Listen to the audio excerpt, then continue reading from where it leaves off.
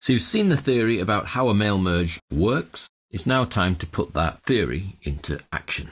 In order to do that, we firstly need a base letter. This is our training letter. It's available in your working folder.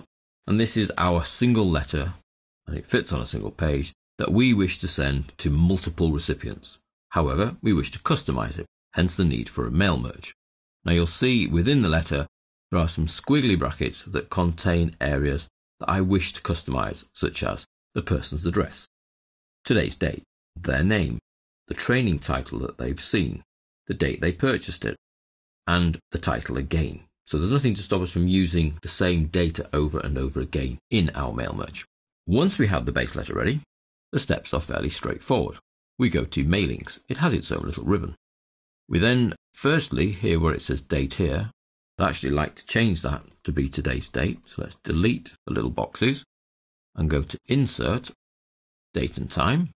I then choose the date I wish to have, as in the format, not the actual date, because it will always put today's date in. Let's go with day of the week, month of the year, date and year. If I then make sure I place a tick in update automatically, and then OK, it will appear to put today's date in, but this is a field, it's all grayed out, and it will update to today's date whenever I want to use this letter again. So that's extremely useful. The next step is to join our letter to some data.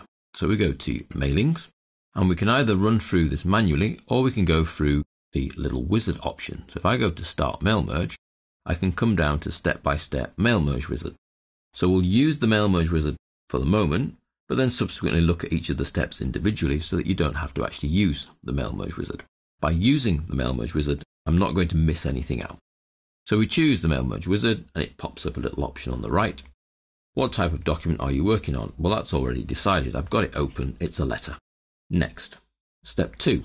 How do you want to set up? Do you want to use the current document or start with another template? Well, I want to use the current document. I've already done it. So effectively, by having the letter ready, you've actually done the first 2 steps of the wizard. So step 3 is to get our data. Now I can either use an existing list, or I can use my contacts in Outlook, or I can type a new list. For this particular letter, we're going to type new list. And then I need to create. Now what will then happen is I'm given a sort of sample data file here with a set number of columns, and I can start entering people in. But before I do that, I actually need to make sure that I have columns to store the data I'm going to use in my mail merge, which I don't. I don't have the training title and I don't have the date they purchased it. So I need to customize the columns. Now I can either add a new column or I can use some of the ones that are already there. For example, I'm not really going to make use of the work phone and the email address. So I can take the work phone and rename and call that training title. Okay. And I can rename the email address to be date purchased. Okay. Then when I say OK, those 2 column headings then get changed. Then I can enter some people. So Mr. John Honey doesn't work for a company, lives at 13 High Street, Atlanta. Training title, Excel for beginners. And when did he buy it? January the 4th, 2013. Then we have Mrs. Mary Jones. She lives at 2345 Main Street, Wanderville. Not applicable for the state or the zip code. And that happens to be in Brazil. What was her training title? Word for Advanced Users. And she bought that on February 5th, 2013. Now I could continue in the same vein, adding more and more data. Now, as soon as I'm happy that I've added enough data, I would click OK. I'm then asked if I want to save the data, which I do, as mail merge data, because I'm not going to use it for anything else. I need to make sure I know where it's saving it, because by default it will go to my data sources on my machine, and that might not be where I want it to be. So you need to make sure that you store it in the correct location, and then save, which then brings me back to the data so that I can filter it, sort it, etc. But we'll be looking at that subsequently. So that's my data. I only have 2 records, but there could be 200, there could be 2,000, there could be 20,000. I have my list in place, so that's step 3 completed, although I can now go into Edit Recipient List if I need to add any more. Let's go to step 4. Step 4 is where we effectively merge the data with the letter. At the moment, we just have our silly little boxes here, but really I want the correct fields there. So instead of recipient address here, let's delete that and use more items to add in the person's first line of address, their second line of address, their city, their state, their zip code, and their country. So I've inserted all the fields I need. I can then close this box and come back into the letter to actually put them on separate lines. So country on a separate line, zip code on a separate line, state on a separate line, city on a separate line, and address line 2 on a separate line to address line 1. So that places the address information. For their name, let's delete my little box, go to more items and put their first name in. Let's be Familiar. Close.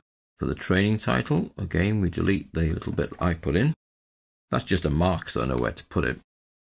More items, training title, close, date of purchase, and more items, date purchased. And then finally the title there. I've removed all my little symbols. More items, training title again. So you can see I have been able to use the training title twice. There's not a restriction on how many times you use the same column. So that's step 4. I've now told it where to put my data inside the letter. Step 5 allows me to preview the data with the letter. So here I see the first person, which is John. Dear John, you enjoyed Excel for Beginners. You bought it on January the 4th. Regarding your Excel for Beginners, and there's his address. I can move to recipient 2, use the navigation keys here, and I see Mary's information. Now, if there were a third, I could go to the third, and third's actually a blank record, so I see nobody. So this previewing is really quite useful for just flicking through the data to make sure it does look right with the information in. You also have the opportunity to exclude the recipient that you're currently viewing. So if you're clicking through the data and you think, actually, that person, he doesn't want a letter, you can go click, exclude this recipient, and they will be excluded from your list. That's step 5. Step 6 of the wizard, the last step effectively, is to decide on your final steps here. To finish the merge, we either send the letters to print, very dangerous, or edit individual letters. My personal choice is always go to merge to new document, which is edit individual letters, because that gives you a last chance to look at them before you actually print them. So I'm going to choose that option to merge the records, all of them, the current record, or records from 1 to however many. So that's the record number. Now we only have 2 records, so I'm actually going to go with all. OK, and that produces a brand new document called Letters 1. I can see that up here. And I should have 1 letter for John, then a new page, and a letter for Mary. And because of my blank data, I have a third page, which is a blank letter. So I need to make sure I don't send that. So I would only print pages 1 and 2. So this is the final result. Now it may be that you're not ready to send these yet, or you don't actually want to print them, you want to save them and do something else with them. So I would need to save this as a separate document. So let's save as. Notice it's put my name because that's the first line of text in the document. I'm going to call this merged letters. Save. And then if I'm not going to print now, I can close that.